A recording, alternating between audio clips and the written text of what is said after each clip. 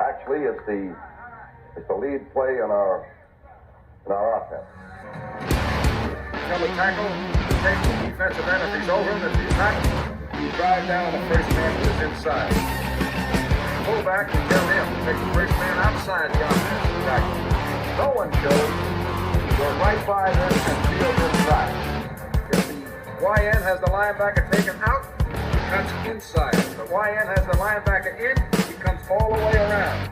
If you look at this play, what we're trying to get is a seal here and a seal here, and try to run this play in the alley.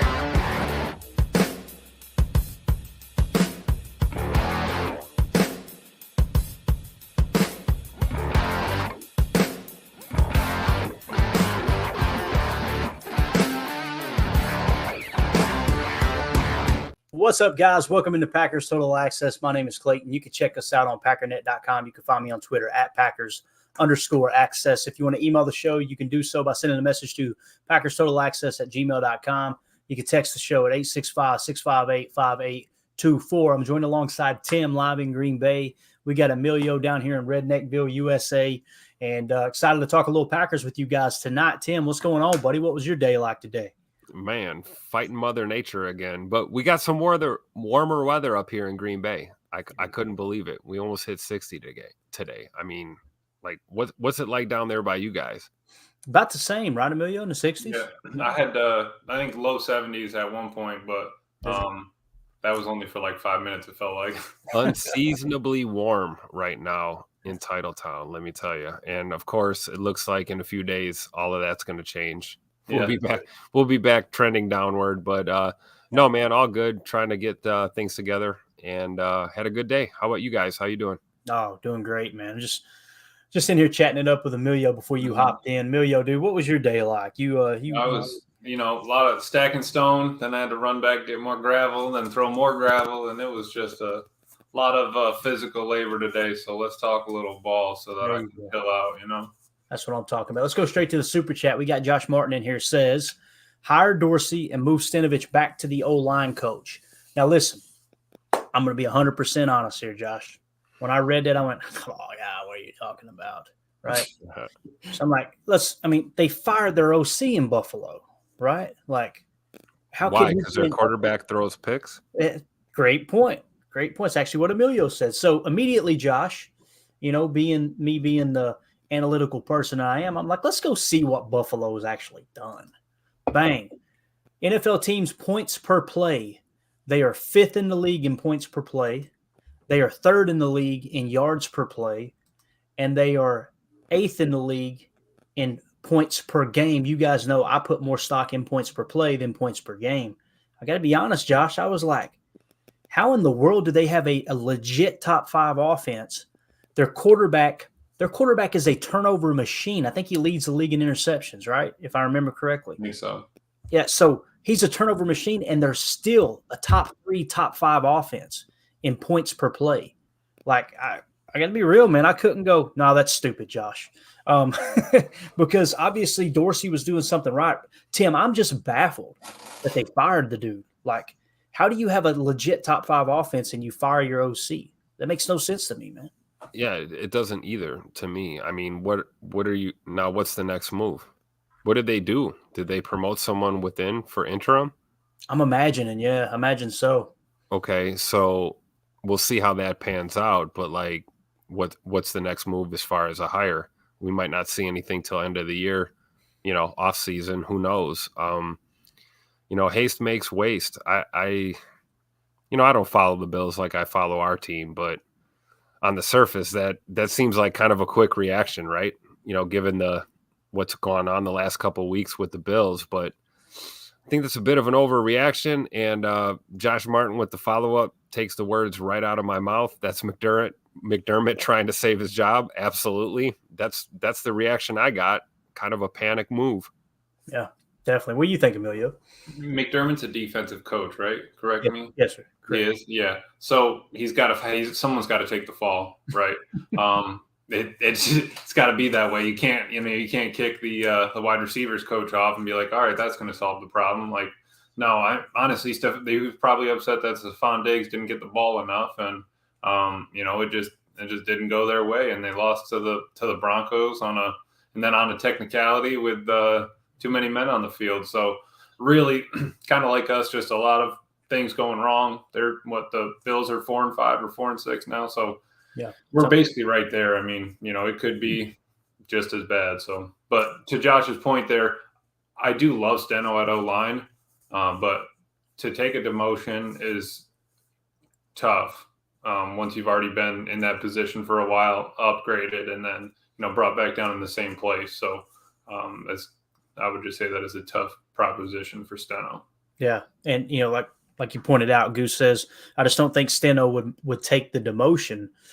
I'm like, listen, bro, you can't feed your ego and your family at the same time. Like, you want to stay on the payroll, you take a demotion. I mean, let's be real. When you look at, the offense declined last year, right? There's a number of different things that happened. You guys know I was breaking down the tape last year. I was looking at all the numbers from people that run this same scheme, and you could see the numbers dip last year, right? You could see the league is kind of caught up. In Seattle, they evolved. They went to more of an empty spread look, right? And they started to evolve. You've seen the Rams continue to do what they were doing. They were taking a step back just like the Packers were. You've seen the 49ers really start to evolve more. They continue to get creative out of 21 personnel, all that stuff. But with all that being said, it's like, okay, why did the Packers take such a step back last year? I think Aaron Rodgers' thumb had a big deal to do with it. I think you lost arguably the best receiver in the game, right? That's a big hit. The other denominator right there, the other factor, I should say, was Steno took over as OC, right? So now this is his second year as the offensive coordinator. And, I mean, he's not producing, right? And I'm not saying it's all on him. We get the youngest team in the league. But it's a fascinating conversation for sure.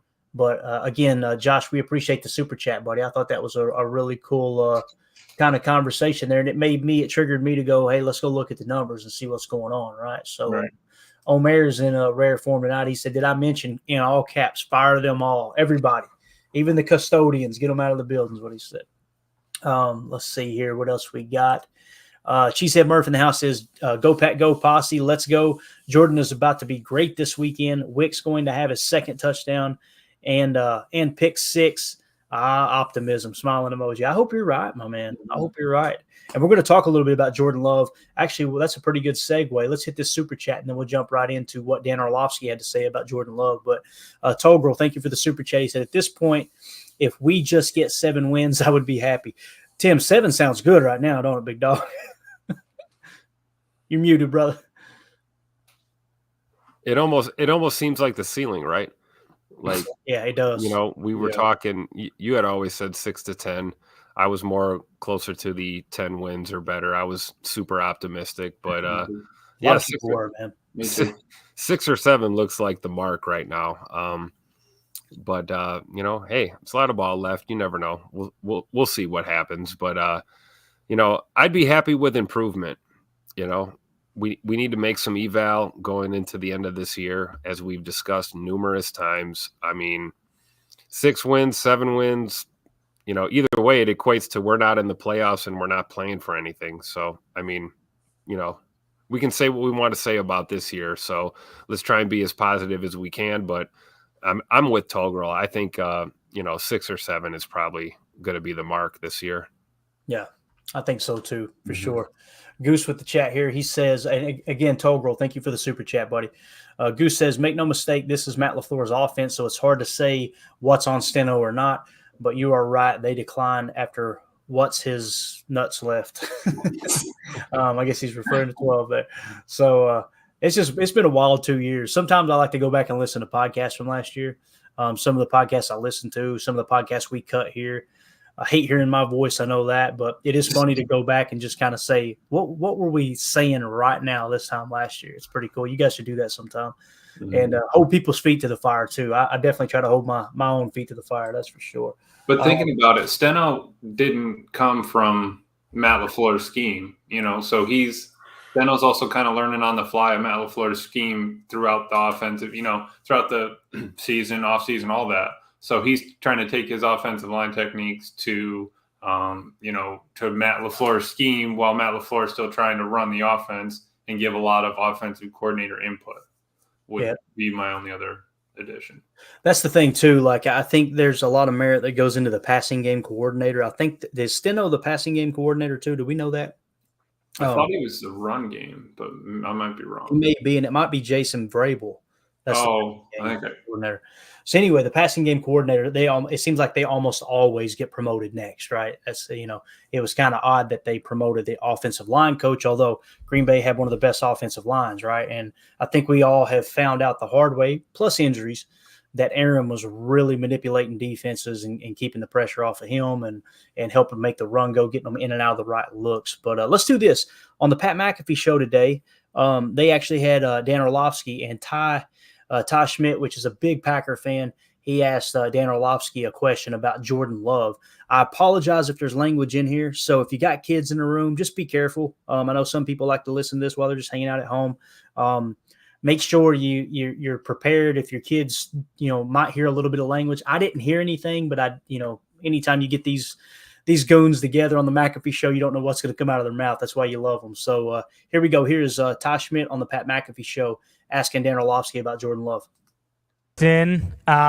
What is your opinion on Jordan Love in terms of whether or not he is the guy moving forward? Early on in the season, he looked, pretty damn good, but then it seems like he's kind of just got worse every week. He's not protecting the ball at all. I don't know if that's more a product of play calling or that's him, but then it's harder too when you look in the same division and a guy like Josh Dobbs, who has been a career journeyman, just gets in there and kind of picks things up right away, is playing well and has been winning. So I don't know, is it more on Jordan Love or is it more on kind of LaFleur not putting him in positions to be successful? Because with KOC and Dobbs, it looks like, the sky is falling when Kirk gets hurt, but then all of a sudden he comes in and we're talking about them going to the playoffs still. Yeah, I think what Dobbs and Kevin O'Connell done in Minnesota is unbelievable. O'Connell, I think Josh's ability to time his feet in that offense is big. So Jordan Love, there are moments when he makes great throws. The ball down to Musgrave, middle of the field, obviously the late one on the deep crosser. There's moments when he makes great throws. There's not enough good throws. And the good throws are sometimes like the layups that are just part of that offense, the layups that, Matt LaFleur calls into the game plan or into the game, and they're there. And sometimes they become completions, but instead of it being a 12 or 15 yard gain, it's like a 5 or 6 yard gain because the ball placement forces the guy to adjust his body to make a catch, or it's a more difficult catch. And you sit there and go, it's a completion, but it's not a good throw. And so there are moments of great throws. And hear me out when I say this. I think, one, the pass pro struggles have thrown the timing off of their pass game. And so now it feels like with Jordan, it's get the ball out now or like move around in the pocket and try to create something. And that's a bad place to be for a guy who's playing for the first time. It reminds me a little bit like, I'm not making this lateral comparison. It reminds me a little bit like Lamar's first year starting as a passer, where some of like the really easy throws he didn't make in the way that you want them to. Like, hey man, it's a spot route, and if you just throw the ball on the chest of the guy and the inside shoulder, he's going to get 8 yards. But you throw it low and away, and he gets 3. And I think that's where Jordan's got to grow a lot in the next 6 weeks. Is make those like those completions that are there, like still make really good throws. I did not expect you to say 6 weeks there. I thought you were going to say like the next year or off season, everything like that, because you heard the same thing we heard about Goody saying maybe he's not the guy for the future, but really it's his first year playing. So we're going to have a full conversation about Jordan Love getting dropped into a nightmare situation behind the scenes, being forced to go in behind a guy who's a 4-time NFL MVP, Mount Rushmore quarterback of all time, with him getting forced out for you. And then if you have 1 year, do we even know what LaFleur, that's going to be tough. All right, so there you go. I think they all made great points. Here's the thing. Orlovsky, a few weeks ago, if you guys will remember, he was defending Jordan Love to no end. He was saying, I don't like the stick. I don't like the stick concept on the out. All they do is run sticks. All they do is this. And he's defending Jordan.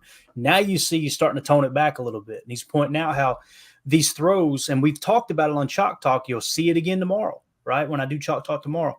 The throws, even the ones he completes in some cases, he's not setting his receivers up to be able to gain the maximum amount of yards, right? Sometimes the balls come out late. Sometimes it's off the mark, all those things. So I thought that would trigger kind of a cool little conversation here about Jordan Love and where we're at right now. I got some stats we can pull up, but right on the surface, Tim, what did you think about what Danny O said about Jordan Love up to this point? I love what he said about the timing.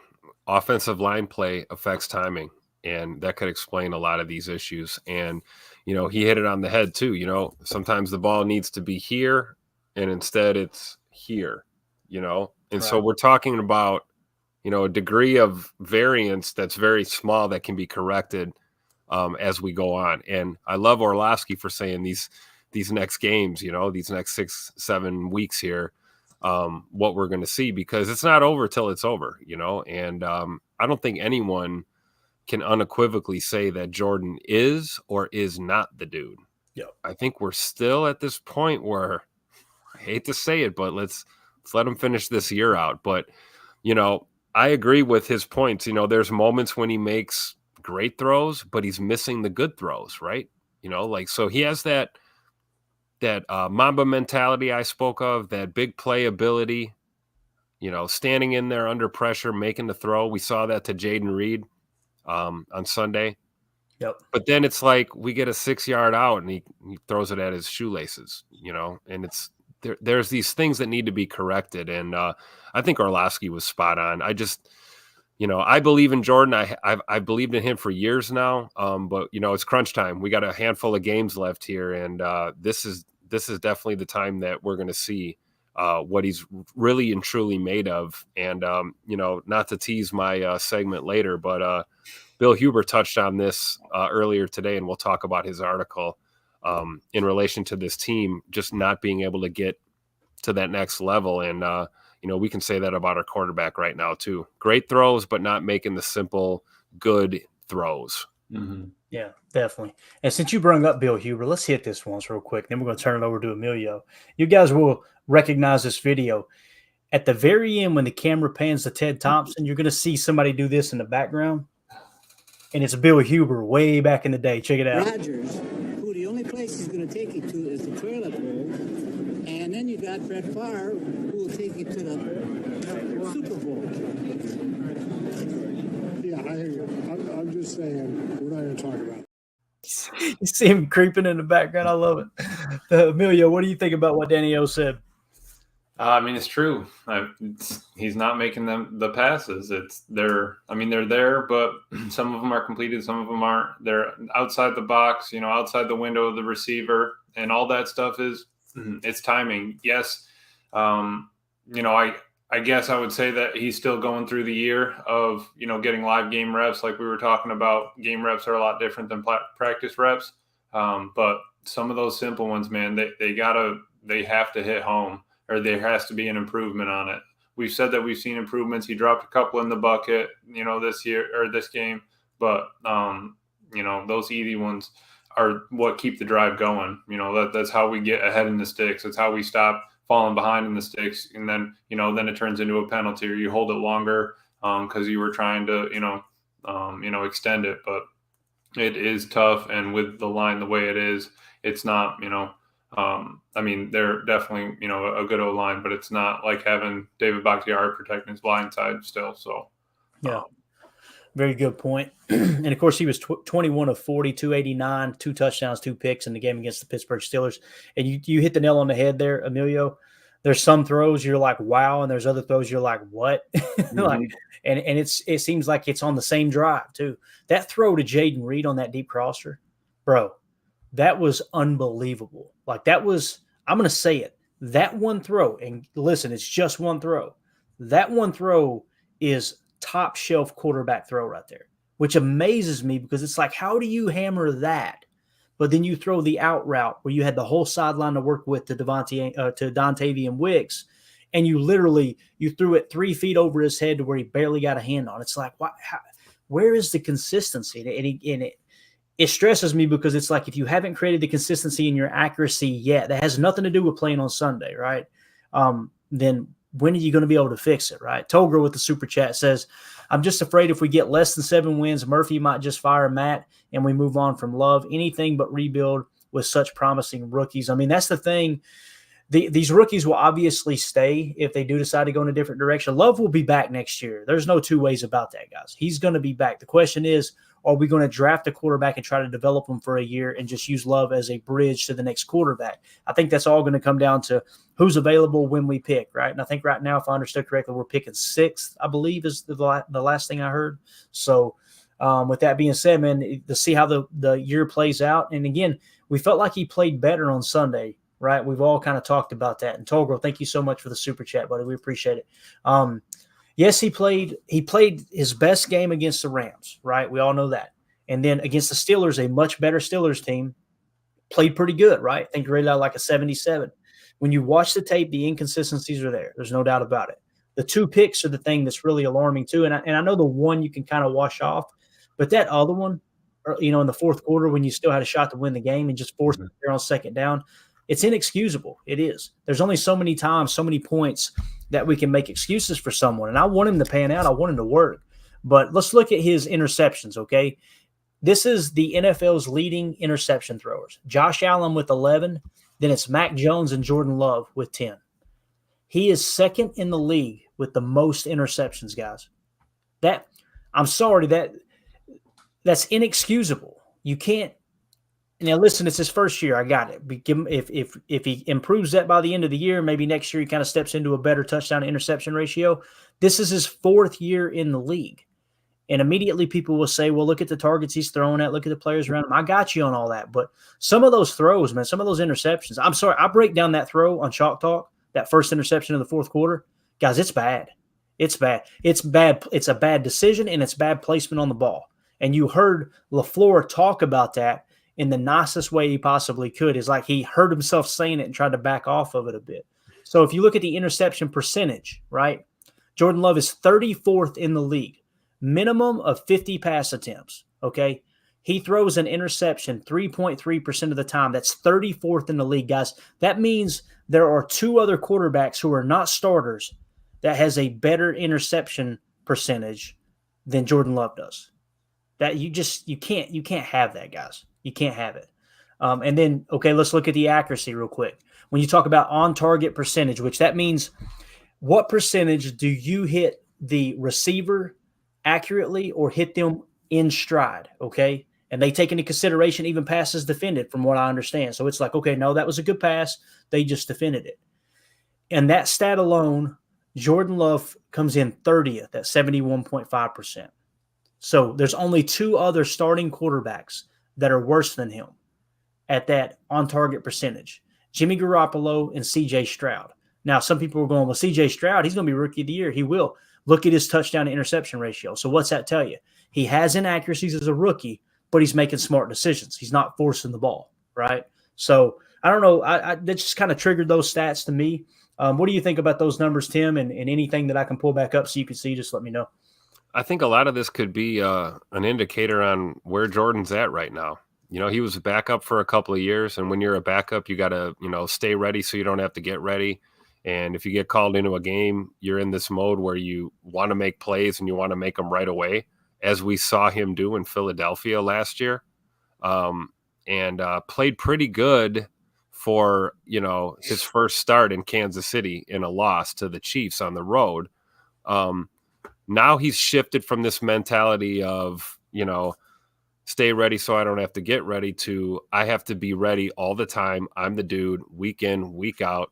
I'm a starter now, and man, I don't know. You'd like to think that we'd have seen him shore this up and tighten up a little bit this far into the season. But part of me, guys, we've had a quarterback here before who threw a lot of picks, but also did a lot of beautiful things.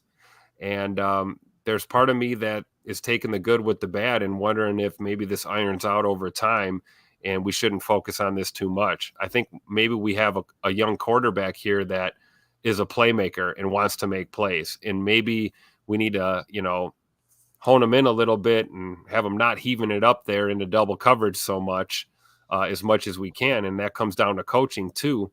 But I think Jordan's out there just trying to ball, man. And I feel like he's he's got the weight of the world on his shoulders right now, and he's trying to respond. And, sometimes we get adverse effects to that when you're trying to, hit the home run every time, and I think a lot of those numbers can be attributed to that, especially with our struggles early on this year running the ball. I feel like Jordan maybe have had a little bit of pressure to, throw it more, and that's why he's taking those chances. But I would agree, Clayton, some of those reads are just terrible, and there's no excuse for it.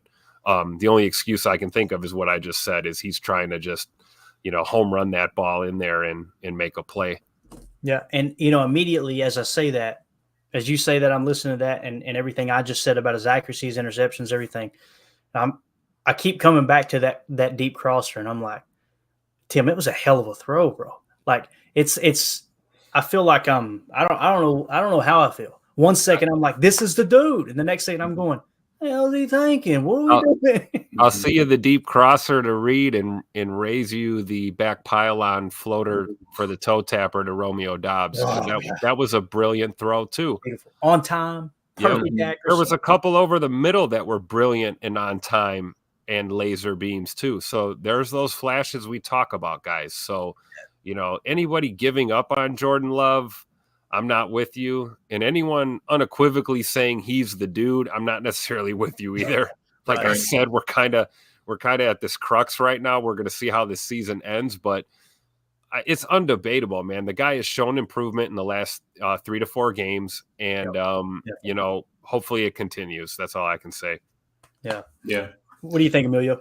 Well, and to add to that, I want that kind of guy in my locker room.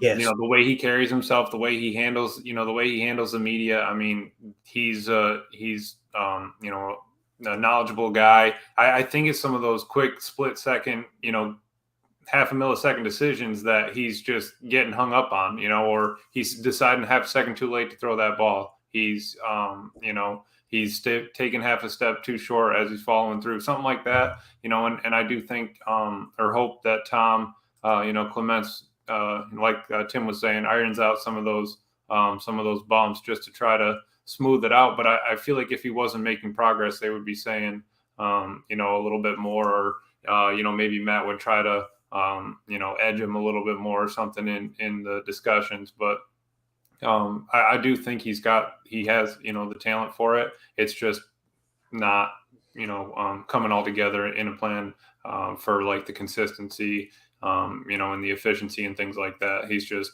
missing on some of those. I agree with that, Emilio, because you know what? With a younger quarterback like this, first year starter, if he was that much of a liability and they didn't have faith in him, I fully see them just taking the ball out of his hands. And we would commit to running the football more.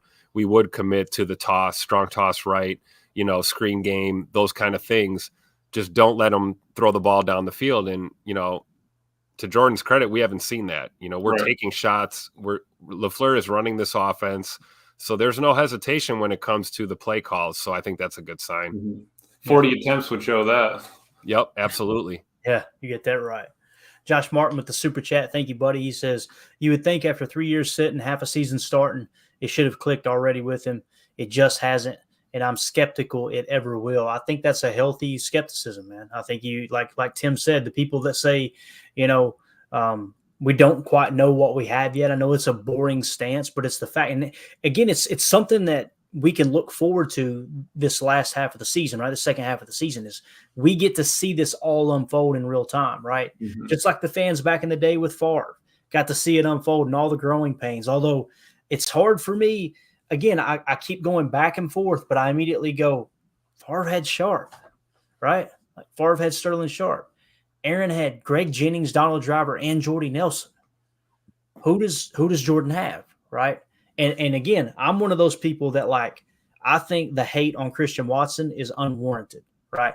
I think he's still playing with a sore hammy. That's trying to get healthy. I'm not one to just go, all right, let's just start throwing everybody under the bus other than the quarterback. And the people who do that, I'm sorry, man. You're looking like an idiot. Everyone who thinks, okay, it's the O-line's fault. No, it's Matt LaFleur's fault. No, it's the OC's fault. No, it's Christian Watson's fault. No, it's Dontavian. How can it be everybody else, but there's absolutely no chance it can be this guy, right? I don't think that's a healthy stance either.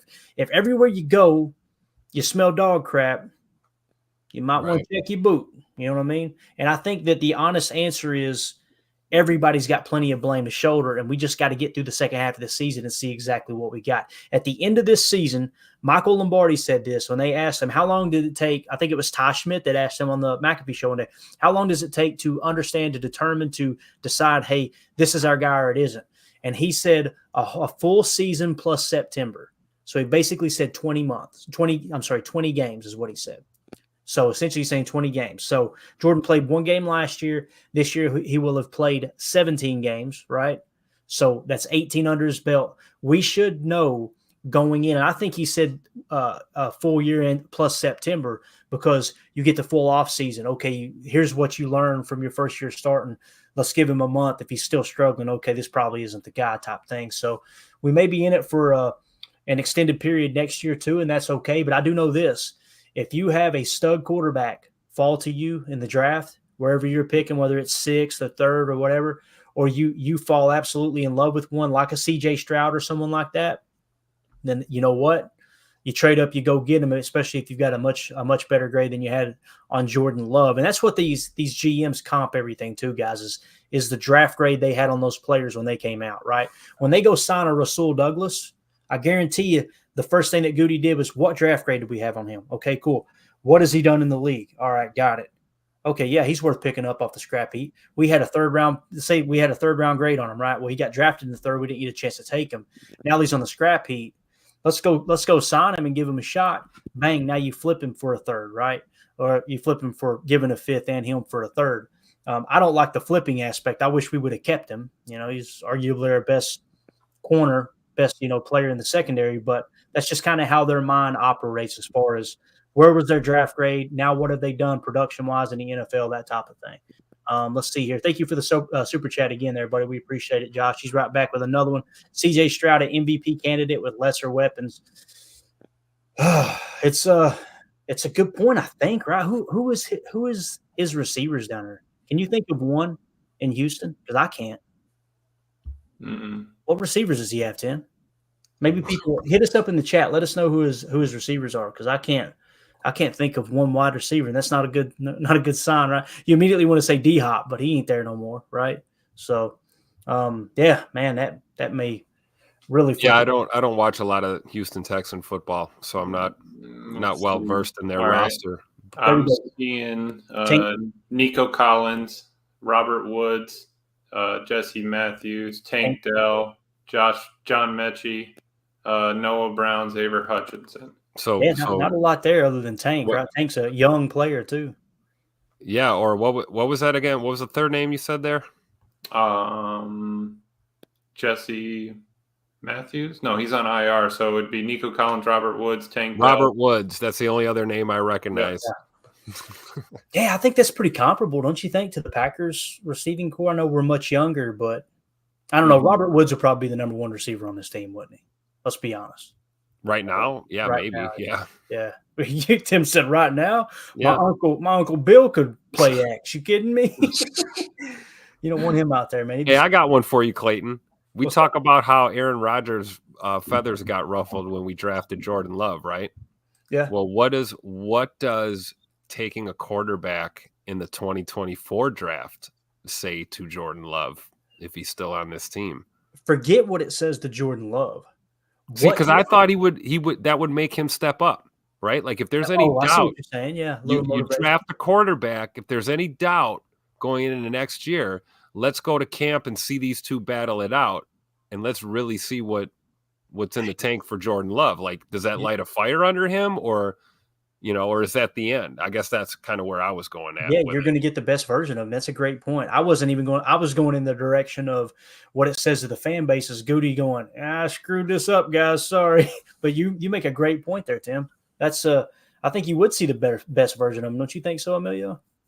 Yeah, I think he would. But it shouldn't take that, right? It shouldn't take drafting a quarterback to see the best, though. No. But the thing is I think Love has the drive for it. So it's not that I don't think that we're not seeing him try to produce it. I think that it's just not, getting produced. Like maybe we forgot an ingredient in the cake and it comes out flat. That's kind of where we're at right now. We're missing some ingredients, and like I said before, we got a 4-banger. We need something else. We need to upgrade the thing. All right, we need to change the oil on it or something. We need to get this thing humming a little better. Something needs to happen. Well, what I did today, I tried to craft, and I thought about this for a few minutes this morning. I tried to craft a Twitter poll where we could get an honest answer out of people. I didn't want any cop-outs, right? So, the 3 talking points this year when you talk about getting rid of people, it's either Jordan Love isn't the guy, it's time to move on. It's, Matt LaFleur isn't the guy, we need a new coaching staff, we need to can the coaching staff, right? Or it's Brian Gutekunst is the reason that this roster sucks, right? So here's the Twitter poll I put out.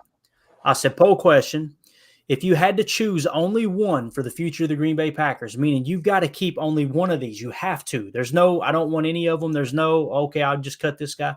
You have to pick one of these 3 moving forward with the future of the Green Bay Packers. Which one is staying? All right.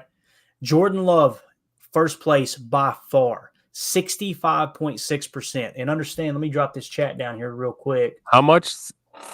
Oh my gosh, look at that. Boy, you tell me there ain't a God. Woo! That's right. 65%. 65%. That's what I failed you guys. Thank you so much, Tim. 65 people are going to think Clayton photoshopped this. No way, dude. Right. 65.6% Jordan Love, 19.9% Matt LaFleur, 14.5% Brian Gutekunst. I got to be honest, guys. What it told me is the Goody lovers, the people that will never criticize Brian Gutekunst, are in the vast minority. This was 1,464 votes. Understand there's even more votes, and I screenshotted this several hours ago. That means that the Brian Gutekunst lovers, the ones who you are not allowed to say anything negative about Brian Gutekunst, they are in the extreme minority amongst Packer fans, because I've got people who loved Aaron Rodgers that follow me and I follow them, people who hated Aaron Rodgers that follow me and I follow them. Like, this is a pretty good variety of Packer fans on Twitter that we follow each other. This kind of blew me away that it was such a runaway, but it seems like everyone is saying, hey, you know what? Jordan Love is in a way better place, a way safer seat as far as the hot seat goes than both Matt LaFleur and Brian Gutekunst. But Brian Gutekunst seems like they're done with him. That really surprised me, Tim. What do you think about that poll, man? Anything? Does that surprise you at all? Because it really took me off guard. I thought it would be something like, maybe 50% for the winner and 20 and 20, 25 for the other 2. That really blew me away that it was that much of a runaway. Yeah, I'll give you that for sure. That's kind of what my thoughts were. I fully expected that poll when you posted it this morning, that it would kind of skew towards Jordan Love, then LaFleur, then Goody. But I didn't think these percentages would be quite what we're seeing right now. But still, I think it's I don't know. I'm with it, man. Like if you really held a gun to my head right now, man, I'm keeping Jay Money. I'm keeping Matt LaFleur. I mean, I'm going to look to our GM. Like you had always said, man, you can ask for a steak dinner, but if you bring me, potatoes and chips and chocolate bars, I can't really make you a steak dinner. No. We have to look at who we're bringing in. And that's not to say that Goody has swung and missed on everything, because he's knocked it out of the park on a few draft picks too in his tenure. And that we can't overlook that. But realistically, man, I kind of saw it breaking down this way. The percentages just threw me off. It really did. Before we move to Emilio, which way did you vote, if you don't mind me asking? Oh, I voted for Jay Money for sure. Did you? See, that's me too. And this is how I came to that realization. I'm going, okay, you guys know I don't think Brian Gutekunst has done a great job. Like we're seeing now his work without Aaron Rodgers, right? I mean, that's the way I look at it. Maybe I'm wrong. I don't know. Matt LaFleur, it's like, okay, what has he done without Aaron Rodgers? So you've got 2 big question marks, right? I think Matt LaFleur is now, what's his record now? Is it 4? What would it be? 4-7? No, 3-7 without Aaron Rodgers, if I'm remembering correctly. So how many games have we lost this year? 6? Okay. Yeah. So we had the 1 in Kansas City. So he's 3-7 without Aaron Rodgers. With those 2 question marks, what I was like, you know what? got Love for one more year under contract. Let's see what he's got. I would probably choose him over the others because the others are just huge question marks. But what do you think, Emilio? What would you vote? What did you vote? Did you vote multiple times? Did you have mail-in ballots? Did you have dead relatives vote? Talk to me. I sent it to everyone just so that we could get it up to 65 there for the clip. But but I did I picked Love, but I kind of looked at it a little different way. In the fact of if you're picking your best employee or an employee and that's your best producer, that employee is going to keep producing for you as long as that is, your best employee, which then in turn saves the manager, which then in turn saves the boss who's pushing out all the paychecks. So if you were to land on Jordan Love being the dude and picking him to ride into the sunset, he would probably be hitched to the wagon of Matt and Goot, and they would all kind of head down the old trail. But I think Love is, where we need to be right now. And it's kind of like we're opening up a present. We're just kind of just peeling the gift wrap off really slowly. And we're not going to know until like January-ish what the present actually is. Yeah, definitely. Josh Martin says, Clayton, when does the early voting get counted? LOL. I'm going to tell you something, Josh Martin. This Twitter poll was the safest, most secure Twitter U.S. history. That's all I'll say. All right. Deadfish here with the chat, too. Deadfish says the Packers drafted Aaron Rodgers because he was by far the highest player on their draft board. Favre might not have been happy about it, but it was good for the Packers. Take a quarterback if he's there. Amen, amen, amen.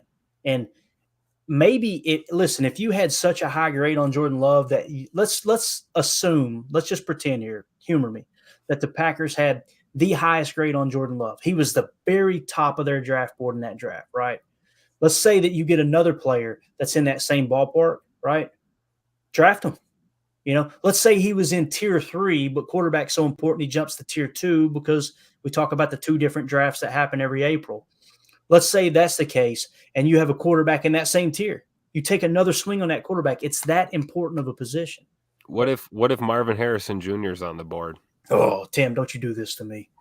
No, I'm serious. Like, what do you everything we said about the receiver core, we've got some pieces we can build around for sure.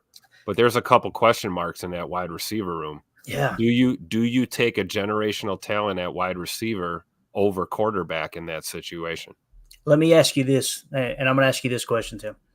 So if Bill Walsh was alive and it was your decision with that draft pick, right? And you had the opportunity to ask him, Coach Walsh, one of the greatest of all time, right? What should I do here? What do you think his answer would be? Quarterback. Yeah. I always run stuff through that filter. And the reason being, he actually said, and it's in all the books that are written about him, the books that he co-wrote or whatever you want to call, he actually said wide receiver is the very last piece you put in place. Michael Lombardi talked about how Bill Walsh said when they drafted Jerry Rice, it's like, you know what? We've got this in place. We got Charles Haley at edge. We got all these. All right, now's the time. Let's go get us a receiver. And they drafted Jerry Rice. So it's not a popular opinion, but when you said Marvin Harrison Jr., I'm immediately going, boy, that receiving room looks good. It's tempting. It's tempting. Yeah. Yeah. So I don't know. What do you think, Emilio? Any comments on that? What Deadfish said there before we move on? I think the fan base would freak out if we take another tier 2 quarterback and not a tier 1 to make all our problems go away and fix everything, instantly. So really, I would be cool with taking Marvin Harrison. We want to see the splash play. That would also make the fan base hype if we did that. But again, that's why fans don't run the team. And, they're building a team. They're not just trying to put, one athletic freak on the field, to run around and do everything for the team. Yeah, good point. Josh Martin said, take Harrison, draft Arch Manning in 26. Easy solve. All right, now we're moving on to 2026. Pretty soon I'm going to be 83 years old going, next year, guys, that's the year we get this thing fixed. Next time it's in Lambeau. Yeah, exactly. Goose in the chat says the most important person in your organization is the quarterback. The second most important person is your backup quarterback. It's a great point. And people hear that and go, whatever. Let me ask you this. If you could draft Tom Brady and Peyton Manning in the same draft, you doing it? I know I am. Sign me up. Right. It's just, can you find those players, man? CJ Stroud's looking good. He's been fun to watch for sure. And what a leader. He just, man, he's awesome. Love that he's a Christian. He's outspoken about it too, whether that's your belief or not. Hey, we can agree to disagree, but it's just everything about CJ Stroud, I have fallen in love with. It's pretty cool. Like you said, look what he's doing with the talent that's out there with him too. You know, Yeah, we just went over that receiving core, you know. Yeah, definitely. Well, let's do this, Tim. You actually uncovered an article, right, that we were talking about by Bill Huber, who, like I said, he was an extra in that video we just showed with Mr. Turlebo explaining to Ted Thompson how to be a GM. But what's this article you were talking about? I'm pretty sure it was over on SI and by Bill Huber. Is that right? Yeah, Packers Central via SI. You ready for this byline here? No time for excuses. Time for Packers to start winning. So that caught my my eye right away. You know, and he says, has there been progress? Sure, but not enough to change a familiar formula of playing just well enough to hang around, but not well enough to win. So I'm gonna pick and choose a couple quotes here. Yeah, you guys can read this, si.com. Check out Bill Huber's article here. This came out today. Green Bay Packers head coach Matt LaFleur's second sentence of his post-game news conference on Sunday in Pittsburgh said it all. Quote, there are no moral victories in this league. He's right, so why should we pretend otherwise? Packers dropped to 3-6 after a 23-19 loss to the Steelers. Yes, they kept it close against a team that at this point in the season is playoff bound. Bill Huber goes on to say, so what? This isn't horseshoes and hand grenades. It's professional football. The point of the whole endeavor is to win games. This is Titletown, after all. Love threw for a career-high 289 yards against the Steelers. That's progress. Tight end Luke Musgrave had 2 catches for a career-high 64 yards. That's progress. Jaden Reed set career highs with 5 receptions for 84 yards. That's progress. Dontavian Wicks caught 3 passes for a career-high 51 yards. That's progress.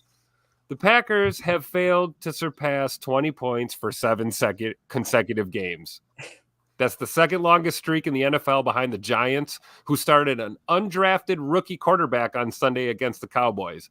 The Packers haven't had a longer 20 and under streak since 1988, when second-year player Don Majkowski and Randy Wright were splitting the quarterbacking duties. Packers finished the day with a season-high 399 yards. They were a combined 10 of 18 on 3rd and 4th down. They scored their first quarter touchdown since week 1. They scored a season-high 13 points in the first half.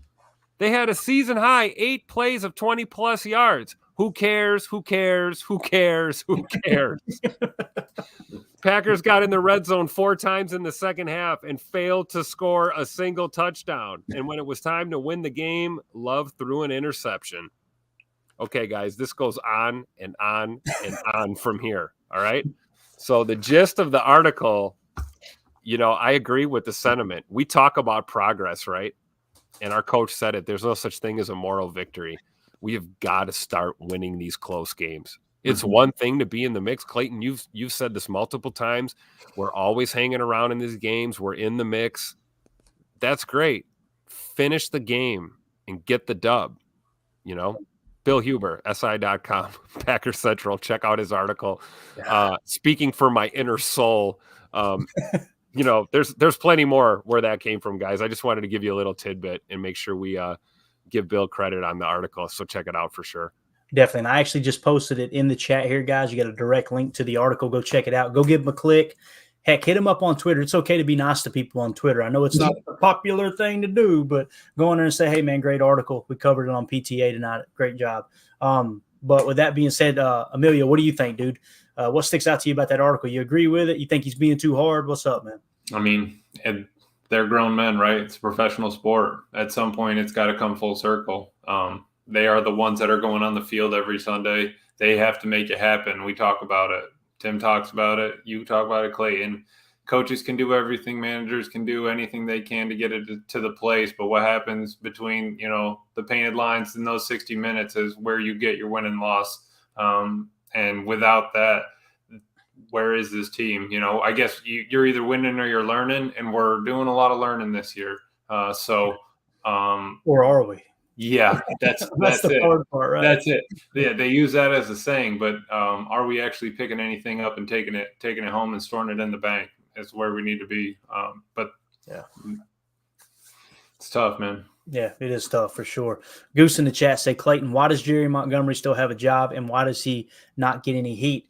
You know, that's the thing too that I've kind of come to, Goose, and not specifically Jerry Montgomery. Of course, it still applies, but when you look at people missing tackles, right, you got to look to the position coaches. Like, people pretend as if Joe Barry's out there teaching them tackling for them. That's not what the DC does. Now listen. You would think, okay, well, the DC put the staff together. Actually, he didn't. Matt LaFleur did, right? So, like, I know it sounds like every episode I'm letting Joe Barry off the hook, but this is the chain of command. This is how things – unless you guys know something I don't know, and it could be the case. If so, hit me with a link and say, no, look, Joe Barry actually put this staff together.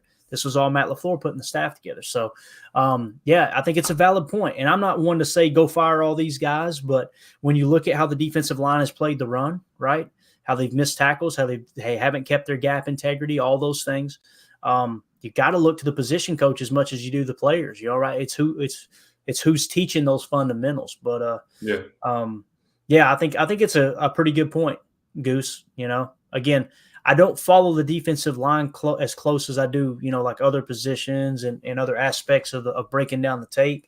But I will tell you this: I'm going to have Mike Wall on tomorrow afternoon. We're going to get together and have a little chat, and I can't wait to ask him, Mike. It's been a few weeks now. Have you seen improvement? What's changed? Offense, defense, all the way across the board. And I'm telling you this: it's going to get good because on video you'll see him go, you know, Clayton. He's going to move that mic. And that's when he moves that mic, when he grabs that mic, grab your notepad, bro. There's about to be something to write down. I love watching that dude. Just hearing him talk about football, man. He's still so passionate about it. Such a hard worker. He's the best for sure. But hey, Clayton, you know what I just thought of? What's that? If we go all the way back to 707, Josh Martin on the chat, we were talking about McDermott in Buffalo, and he brought up a great point. McDermott fired 3 coordinators in 2 years. Okay. Yeah. I think there's a reason why Matt LaFleur stuck to his guns with Joe Barry and a lot of the staff that he did hold over is because, you know, this is Matt LaFleur's first 10-year experience as a head coach. He's got a new contract, right? I think he didn't want to rock the boat and give off the vibe that he's that type of coach that's just going to start bringing in a new staff every 18 months. Because that's not going to build any consistency in your organization. Right. Just food for thought. I mean, I thought that was an interesting point, you know, as we were looking at McDermott earlier, you know, and some of the choices that he's made in the situation that Buffalo's in, you know, there's something to be said about consistency. Now, you know, I don't want to speak to Jerry Montgomery personally, but personally, he's cooler than a polar bear's toenails. He's a cool guy.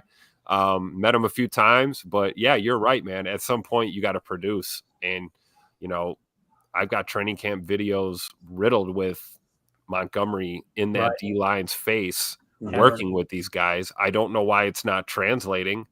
You know, maybe there's some of those things we don't see behind closed doors.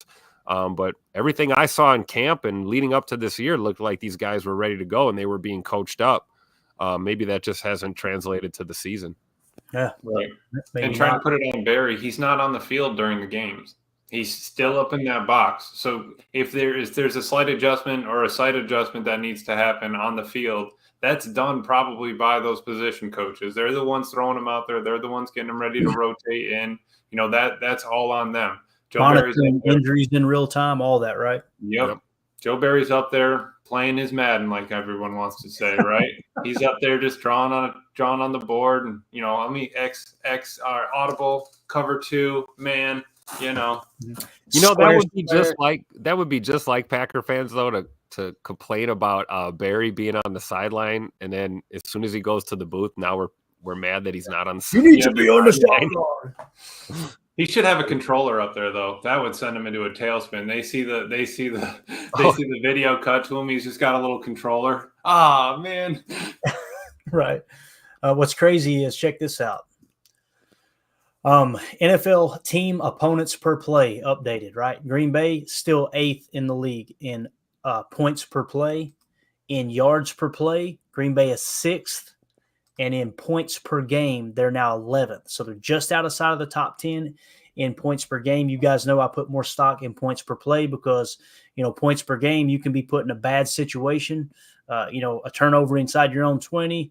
That's going to skew that, in my opinion, when it comes to points per game. So just so you guys know, statistically, they're still a top 10 defense. So it's fascinating. I really expected to look up and go, yeah, it's pretty bad performance, run defense, this and that. Still bend but don't break, and right there hovering around the top 10. Now, we're going to get tested. Chargers, Lions, all that. What if they come out and they hold the Lions to 6 points or something? Joe Barry haters' heads will explode, bro. It will be so ugly. I kind of hope it doesn't happen because I don't want to have that argument. And I'm just petty enough. I'll be talking about it. Josh Martin. Yeah, Josh Martin, thank you for the super chat. We're the Green Bay Packers. We're above just being a team that hangs around. That's a tier 4 organization mentality. We're not that. We're a top 2. Tim, that's right down your alley right there, ain't it, big dog? You already know it. Seriously. I mean, that's the thing, man. As fans, I think it's okay to kind of step back and go, okay, here's realistically where we think we are. But one thing Matt is stuck to his guns on, he's pissed every week. We have an opportunity to win every game, and we're blowing it in the key moments. You play to win the game. It's true. You don't play just to play. You hear me? You don't play just to play. Yeah. Hello? You play to win the game. You don't play to just play it. Couldn't have said it better myself, Herm. Couldn't have said it better myself. Josh Martin, very good point there, buddy. Thank you for the super chat. All right, Emilio, we got some news about the 2024 Packer Hall of Fame class, didn't we, dude? Drum roll. Oh, look at that. Oh, there it is. The Claymaker. I don't have any hair, but I'm going to try and just flip it around. Oh, yeah. Put the water bottle on there. You call me anything you want, but don't call me that. That guy can pass as Clay Matthews' uncle. Bang, there it is, boys. Yes. Tell them about it, Emilio. Clay Matthews, a edge defender. Is that what we're calling him nowadays, folks? I don't know. He's an outside linebacker, man. Yeah, some people would suggest that he doesn't count toward the box count. But my man Clay and my man Aaron Capman, well-deserved. They need to be there. They are, absolute memories of childhood. I remember, Capman and KGB. It was, a great time and a good time on Madden too. But Clay, yes. He brought us, he brought us home. Spill it, pick it, spill it. And I don't think we're ever going to forget that one. You trying to make me feel old, Emilio? Did you just say memories of childhood? Oh, Lord. Right back here in this corner is a picture of Kevin Green and Clay Matthews having that conversation. It is time. Split is a picture of him forcing the fumble, and above it is the play art. So. And Clay and Kevin Green, what was he? What was he?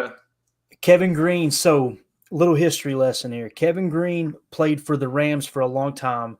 And then he was signed. He was either traded to or signed with the Pittsburgh Steelers. You guys have heard me say my brother was a big Steelers fan. When I was growing up in the 90s, he made me a Steelers fan. This is long before I even started following the Packers. So it was called the Blitzburg defense. One side you had Greg Lloyd at outside linebacker. The other side you had Kevin Green. Kevin Green, they were a little bit hesitant because Kevin Green was a defensive end and they had to convert him to outside linebacker, right? So he could drop into coverage. Kevin Green, the great edge rusher, played cover. Yes. Was he the first edge? There it is, right? You had those two guys, right? Well, their defensive coordinator was Dom Capers, right? In that great Blitzburg defense. Them and, I can't remember the other guy. He actually has a record in the NFL and interceptions too. What was his name? I should know it. Old guy. He was awesome. He took over after Dom left. Dom went to Carolina, if I remember correctly. And then, of course, the Packers hired Dom Capers. I think Dom Capers was the very first head coach for the Houston Texans. Then the Packers hired Dom Capers to be their defensive coordinator. One of the first calls he made. I think they got Darren Perry in here to coach the DBs. That was a safety for him in Blitzburg. And he got Kevin Green. He said, "Are you ready to coach?" He said, "Coach, I'm ready. I'm ready. Bring me up there." So he comes in to coach the edge group. So what's crazy about this Hall of Fame, I'll flash the picture again. When Kevin Green got here, they converted, when Dom Capers got hired, they converted to a 34 defense from the 43. Yeah. Well, Aaron Campman was a defensive end in the 43. So they had to convert him to an outside linebacker. So Aaron Campman got one-on-one teaching from Kevin Green on how to do that, because Kevin did it coming from the Rams and going to Blitzburg, right? So unfortunately, Aaron Campman blew his knee out. He was never the same player, but man, was he an awesome edge in that 43 back in that. I'm trying to think, was it Donatello? I can't remember who it was. I can't remember who the DC was. It don't matter. But, him and KGB were kind of opposite each other there for a short bit, I believe. But anyway, it's cool that Aaron Campman kind of kicked off that new 34 defense. And then as his career wound down, you draft Clay Matthews, and Kevin Green gets to coach Clay Matthews, which I'm telling you, Clay Matthews, what a freaking blast to watch. Both of these guys, but Clay Matthews has a special place in my heart, man. That dude was an absolute dog. He was not going to be denied. Just hair on fire all the time. One thing's for sure right now, Rashawn Gary is a great edge defender, but Clay Matthews was built different. Rashawn Gary's more of a power to quickness guy. Clay Matthews was just Tasmanian devil. Good luck. Does he still lead? Am I thinking right that he leads the organization in sacks? Does that sound right to you guys? I think he does, but of course, Willie Davis's sacks didn't get counted up. Right. I think someone did actually say that someone went back and looked at the stats and all the tackles he had on quarterbacks behind the line of scrimmage, that Willie Davis might have led the NFL in NFL history in sacks if that was a stat. But I think Clay Matthews is technically the all-time sack leader for the Packers. We need to. I think so. Yeah. When I think of Clay Matthews, I just think of, you look at some of these guys we have out here in this league today, and they're not doing it without Clay setting the tone and paving the way for guys like Bosa and Watt and a lot of these edge guys we see now. And then of course the best part about Clay was, he could get out there in coverage too on you. He could run to the flat, and we could run highlights all day, man. Clay's pursuit is uncanny. The acceleration in pursuit for a guy that big and that strong. And a guy who basically played with a bad hamstring his entire professional career. I mean, we can't say enough. I'm just so excited that he's going into the Hall, man. And, maybe we can get the PTA posse up there. We should all be in attendance for that one. At least all my defensive-minded folks out there. I know Mike Hebring will be there with me.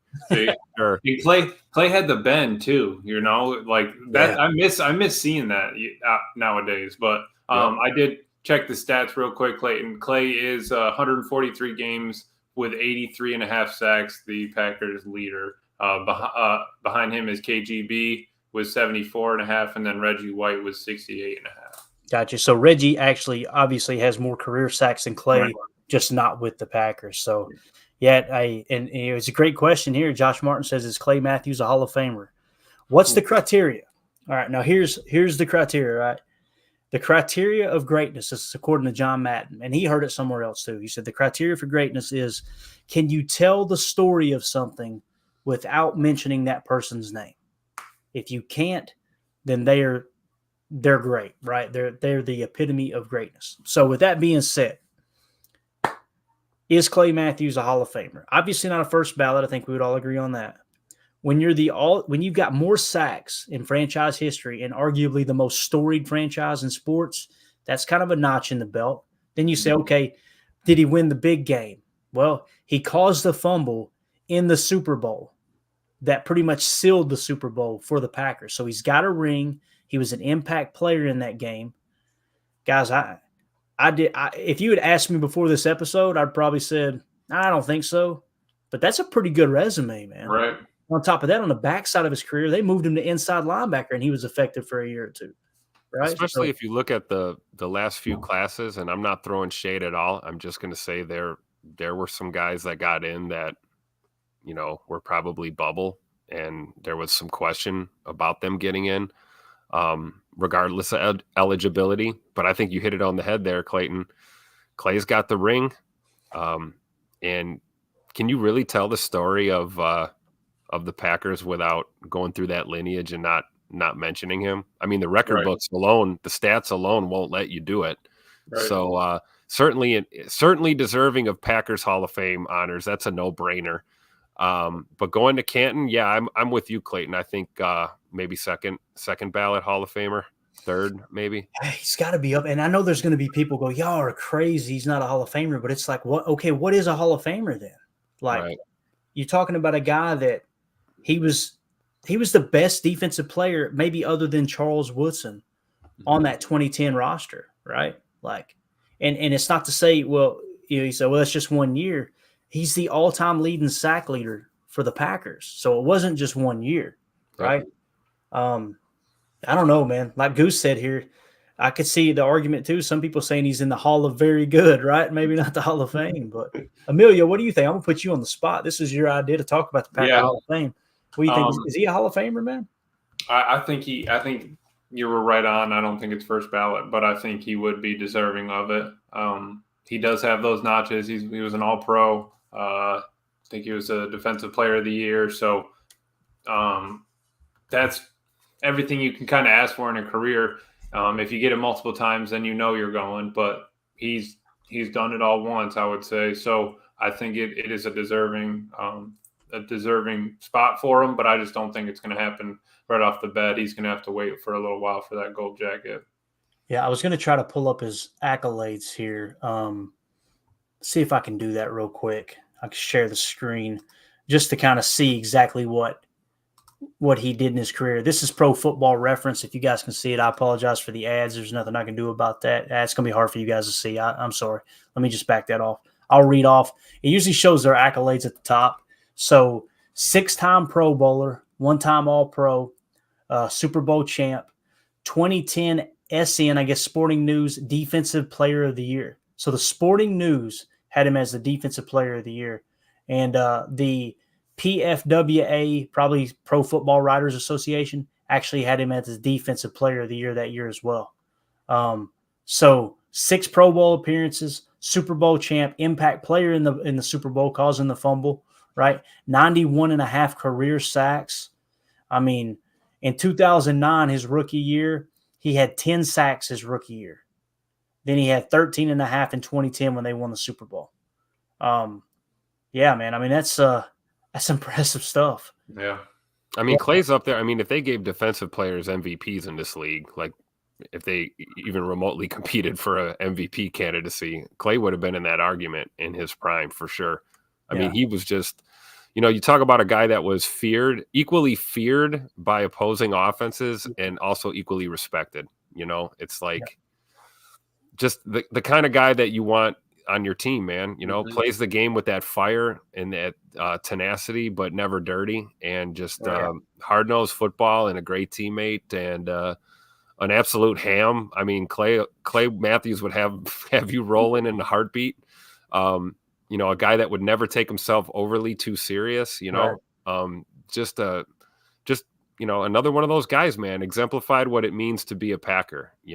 And congratulations, man. I'm just happy that he's going to the Packers Hall of Fame. Hopefully Canton one day. Yep. Yeah. He had one of the best tweets too. When they cut him loose that year, when Goody cut him, and then they immediately drafted Rashawn Gary and gave him number 52. Clay Matthews tweeted out, "Dang, bro, the body isn't even cold yet." He already gave away my number. I loved it. Let's see here. Robert Allen in the chat said he could take the Leroy Butler approach, right? And sit for a while and then get in. Said Leroy was on the all-decade team, and look how long that took. It's a great point. That's true. We're still picketing to get Sterling Sharp in there, right? Yeah, there's definitely a backlog. There's no doubt about that. So that being said, I think we hit on everything, guys. We did it in a pretty timely fashion too. Let's do this real quick. We got a conspiracy real quick. And it's kind of an open-ended one, but I think it's worth it. And you guys will notice that we have updated the conspiracy, Jacob's Conspiracy Corner. If Jacob never comes back on this show, it will always be called Jacob's Conspiracy Corner. But here we go.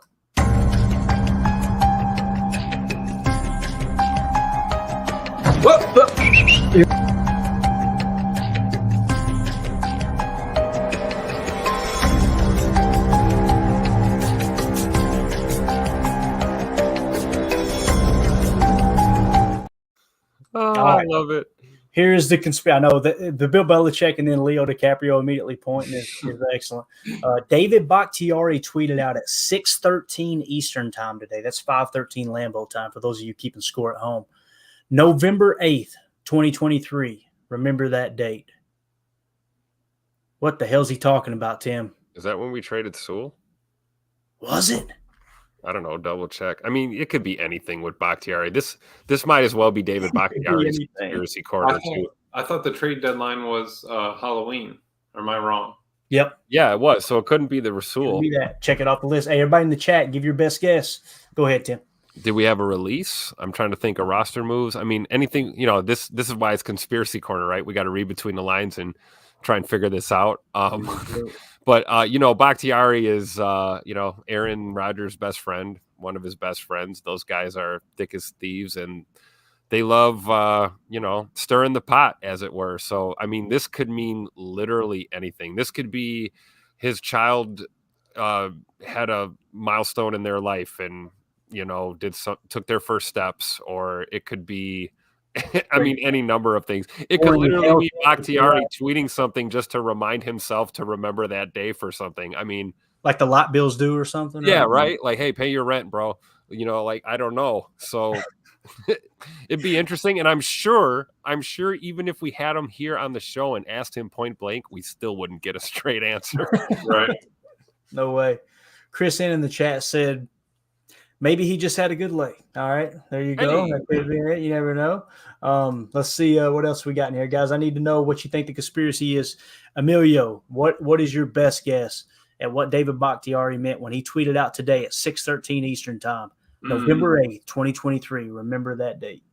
I don't know. It was a Wednesday. Wednesdays are the middle of the week, which could mean that he went into rehab. His knee. Oh, okay. Him and Rodgers could hang out and heal up together, bringing them both back. At the end of this season, on this day. I don't know, man. That seems. What the hell's going on out here? I don't know, man. Lee86 in the chat said everything bad happens on the 8th the last 2 years. Got it. Let's see. Josh Martin takes a shot and said, did they do anything to his contract that day? Chris N says hump day. All right. And Josh Martin says, I think they told him he'll have to take a pay cut to stay on the team next year. Ooh. That ain't going to happen. You think they're talking about it this early, though? Yeah. Omar in the chat says, as he should, with that crying face of Malfoy. You guys are toxic. I ain't gonna stand for it. All right. What's crazy is we got to get Bach on the show, man. He's got time. Yeah, he's got a little bit of time, right? I'm pretty sure me and Bach would get in trouble, especially with the jokes we crack about the election and everything else. Like Packers Total Access Unfiltered, featuring David Bakhtiari. There it is. Hang on tight. Hang on tight. Took it down the side. All right, parting thoughts, Tim. Let's get out of here, dude. What you got? I'll just co-sign Bill Huber's article again. Check it out. No time for excuses. Time for Packers to start winning. That's the mantra, guys. I want to be positive, but we know we're not playing for anything other than eval this year. I don't want to talk draft just yet, but I'm sure we will sooner or later. It's coming.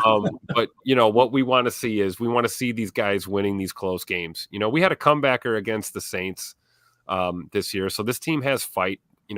We've stuck around in a lot of these second half games. And really on Sunday we finally saw our team play a complete game of football. Kind of piggybacking off of the success we had against the Rams. So hopefully they get right at home here, throwback week on Sunday against the Chargers. But we just want to see this team start winning games. We're seeing improvement.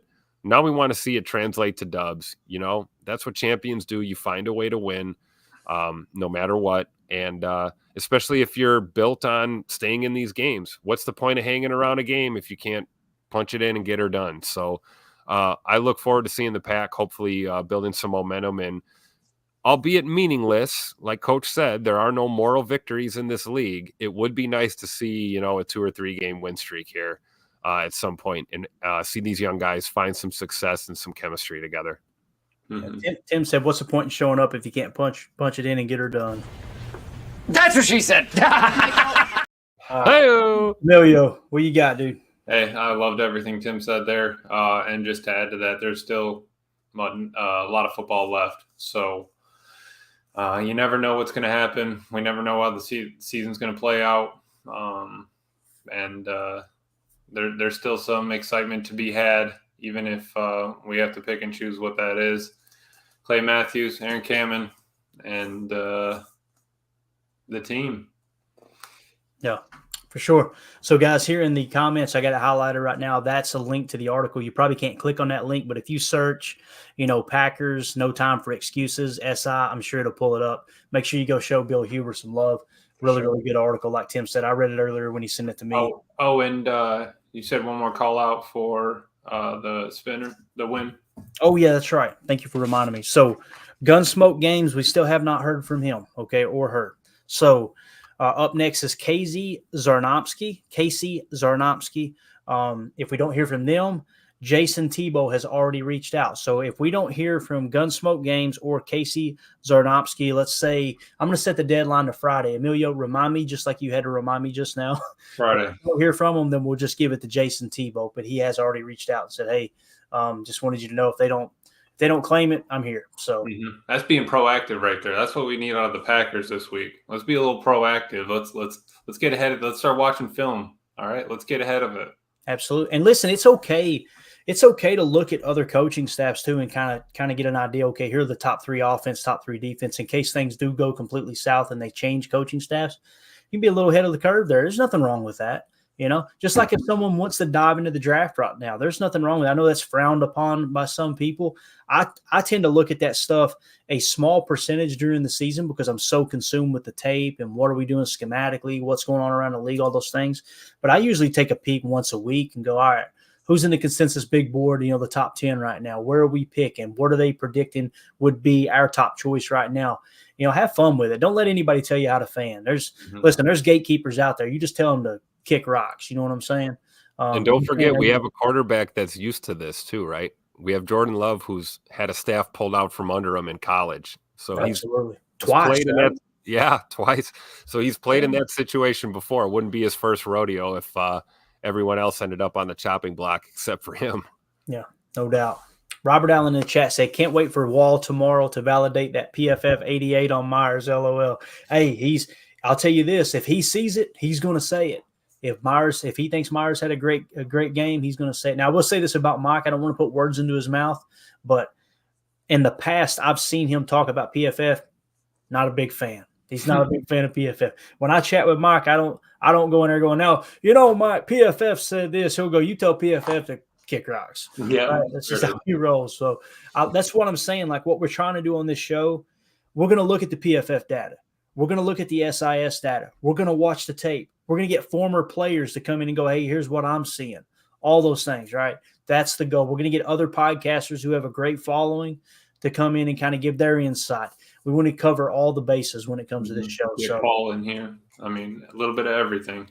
Absolutely, man. Absolutely. So Mike Wall tomorrow, we may go live. If not, I'll record it. I'm thinking about just going live just because I kind of like that interaction in the chat.